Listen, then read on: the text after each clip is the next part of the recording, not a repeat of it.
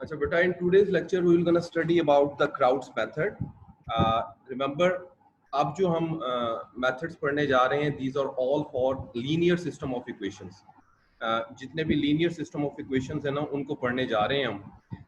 तो जो linear system of equations होंगे, उसमें हम जो 3 वेरिएबल या 4 वेरिएबल तक के जो प्रॉब्लम्स होंगे या equations होंगी system of equations को, उनको डील कर रहे होंगे. तो first already you have go through the lecture that is called Gauss-Jacobi या Jacobi's method, और उसको हम बाद में डिस्कस करते हैं. तो first we gonna discuss about the Crout's method.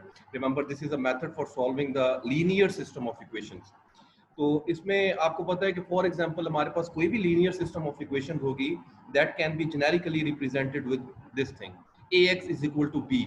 अब वो किस तरह होता है, वेयर x अगर हम देखें तो हम कहते हैं कि हम x जो इस फॉर्म में लेंगे, जब हम लीनियर सिस्टम ऑफ इक्वेशंस को डील कर रहे होंगे तो हम मैट्रिसेस फॉर्म में लेंगे and we gonna deal like कि x जो होगा वो किस वेरिएबल्स को रिप्रेजेंट कर रहा होगा गिवन सिस्टम ऑफ इक्वेशंस के. यानी अगर हमारे पास 3 वेरिएबल्स हैं x y z, तो x कैपिटल x जो कि यहाँ गिवन है सिस्टम ऑफ इक्वेशंस को जो रिप्रेजेंट कर रहा है हमारे पास एक्सप्रेशन, उसमें कैपिटल x होगा फिर x y z के रिस्पेक्टिव.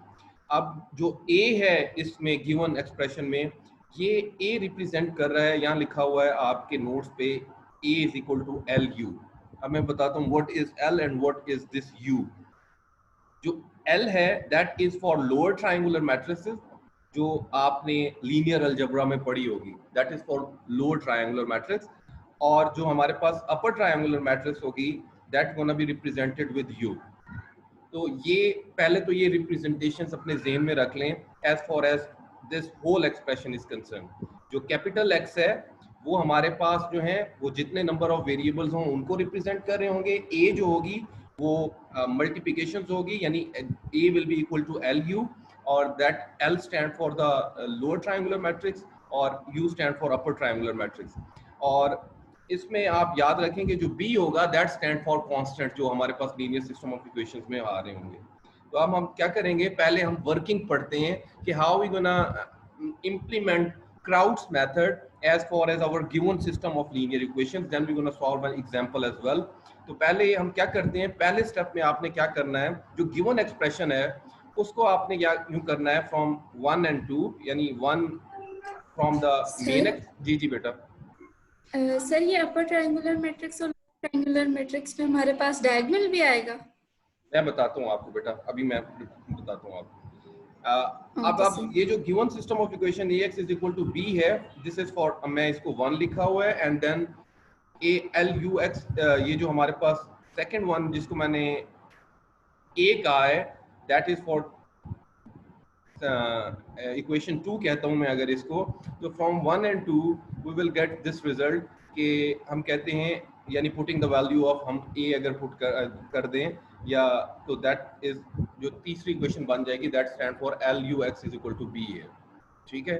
अब आपने क्या करना है, इस तरह हमने क्या किया है कि हमने अपने गिवन सिस्टम ऑफ इक्वेशंस को पहले मैट्रिसेस में रिप्रेजेंट कर दिया, अब मैट्रिसेस फॉर्म में लिख दिया हमने फ्रॉम थर्ड इक्वेशन. फिर हम क्या करेंगे, फिर हम ये करेंगे कि हम कहते हैं कि फ्रॉम द गिवन थर्ड से हम क्या कहते हैं कि यू एक्स जो है थर्ड इक्वेशन से, हम उसे कहते हैं ये y के इक्वल है और जो कैपिटल Y के इक्वल है, and then y will be equal to y1 y2 and y3. और जब हमने y के इक्वल पुट किया है तो हम कहते हैं कि जो गिवन है वो है हमारे पास ux है उसका, और फ्रॉम 3 जो इक्वेशन होगी वो बन जाएगी ly is equal to b. अब जब वो ly is equal to b हो जाएगी, देन अगर हम b को सॉल्व करें विद रिस्पेक्ट टू y, अगर हम y की वैल्यू पुट कर दें तो हम उसमें से x की वैल्यूज पुट फाइंड करेंगे and then we gonna solve it for all the equations, और हमारे पास x y z के जो हमारे वेरिएबल्स हैं उनकी वैल्यू आ जाएंगी. माइट बी आपको वर्किंग की विद दिस फॉर्म समझ ना आ रही हो. अब ये जितनी भी मैंने आपको वर्किंग कराई है विद एग्जांपल मैं आपको सॉल्व कराता हूँ. अब आप गौर से देखें, this is our given system of linear equations. ऐसी फॉर्म में होती है हमारी लीनियर इक्वेशंस. मैं जो अब इसे हमने सॉल्व करना है बाय क्राउड्स मेथड. ठीक है. अभी मैं कोई आइट्रेशंस का कुछ चेक नहीं लगा हुआ, कुछ हमारे पास कोई और रिस्ट्रिक्शन नहीं है, सिंपली हमने इसे क्राउड मेथड से सॉल्व करना है and we have to find the values of x y and z. तो हमें क्या करना है कि हमने कहना है कि और जो गिवन एग्जांपल है इसमें जो हमारे पास सिस्टम ऑफ इक्वेशंस गिवन है वो है 3x + y + z = 4, x + 2y + 2z = 3 और 2x + y + 3z = 4। अब हमने इसको सॉल्व करना है यूजिंग क्राउड मेथड। तो पहला आपको पता है कि we gonna write it in form of a जो गिवन सेट सिस्टम है हमारे पास, इसको हमने राइट करना है इन फॉर्म्स ऑफ मैट्रिसेस। तो आपने देखा है जो कोफिशिएंट्स हैं with the variables we have written like this one is x y z, ठीक है, एंड दिस वन इज 4 3 4, ये जो कांस्टेंट आ रहे हैं राइट साइड पे। अब ये कौन सा होगी जो मेन मैट्रिक्स होगी, कौन सी होगी? That will B A, that will B capital X and that will B B, ठीक है। अब हमने this is first part of the working theorem of the crowd method. Second में हमने क्या करना है, हमें पता है कि A जो है that must be equal to LU यानी लोअर इनटू अपर ट्रायंगुलर। तो हमने क्या किया है, जो 3 1 1 1 2 matrix main matrix A matrix है उसको डीकंपोज कर दिया लोअर ट्रायंगुलर में और अपर ट्रायंगुलर में।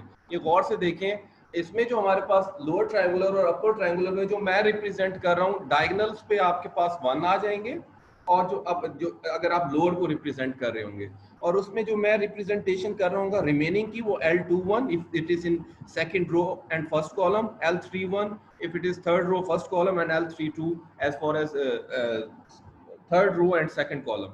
और इसी तरह जो अपर ट्रायंगुलर होगी that gonna be represented according to, मैं इसको इस तरह रिप्रेजेंट कर रहा हूँ U11 U12 U13 where first one और first numeric gonna be you can say we're going to tell you about the column row and second numeric will going to tell you about the column here।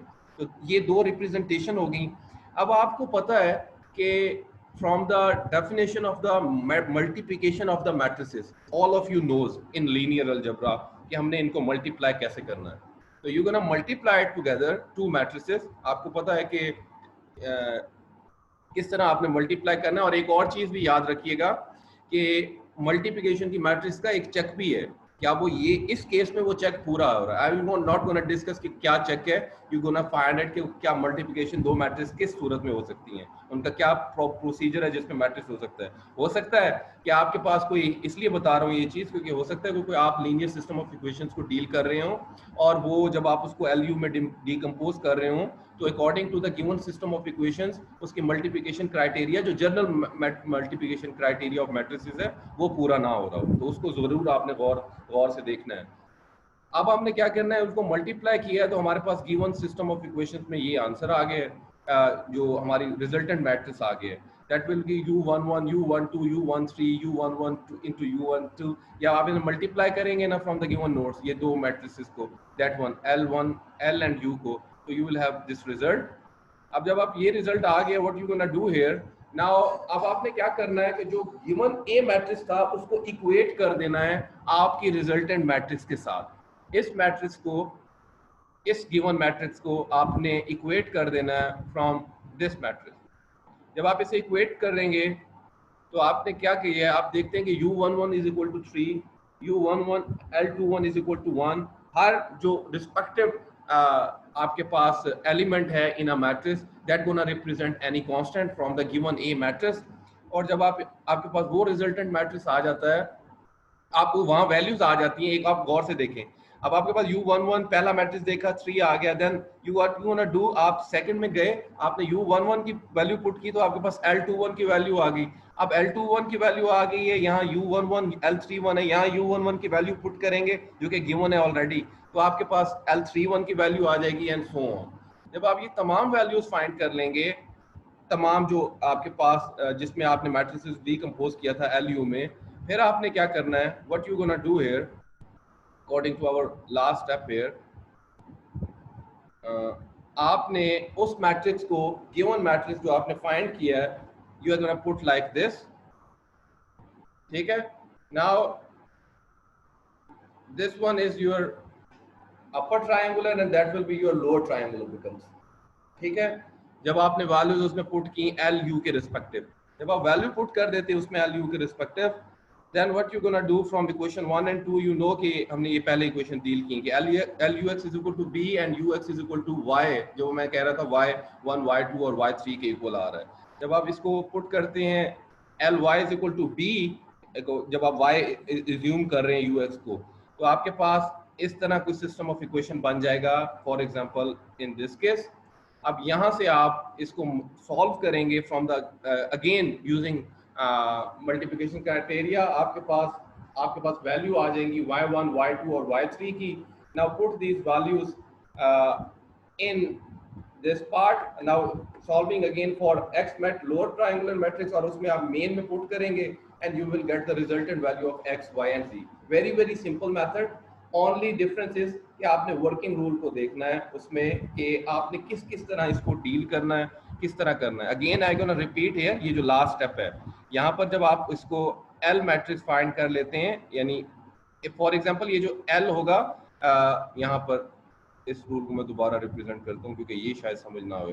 ये जो अब for example this is L, और ये given system of equation से पहले जो हमने assume की थी वो वैल्यूज पुट कर दी हैं यहाँ पर मैंने। ये जो था हमारे पास L12 था, ये L31 था, ये L32 था और ये L21 था, ये सारी वैल्यूज पुट की हैं। यहाँ पर मैंने U11 था, ये U12 है, ये U13 है, इनकी वैल्यूज पुट की हैं।